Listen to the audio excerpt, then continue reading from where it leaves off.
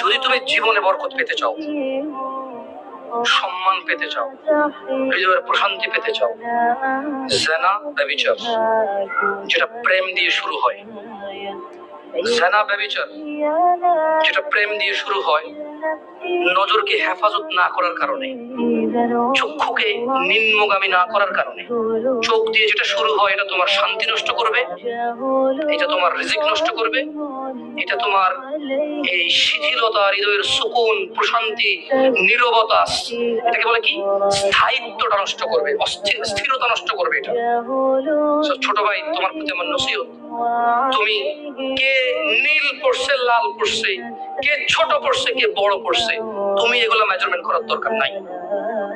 তুমি নিচে নজর রাখো, হাঁটো। তোমার এটা জানারও দরকার নাই আজকে তোমার সামনে দিয়ে কয়টা মেয়ে কি পড়ে গেছে তুমি দেখোই নাই। তুমি নিচে হাঁটো, যথাসম্ভব তুমি যতটুকু নিচে দেখে হাঁটা সম্ভব তুমি তোমার চোখকে হেফাজত করো। লজ্জাস্থান হেফাজত হবে, লজ্জাস্থান হেফাজত হলে তোমার হৃদয়ের প্রশান্তি নষ্ট হবে না ইনশাআল্লাহ। রিজিকের দরজা খুলবেই খুলবে।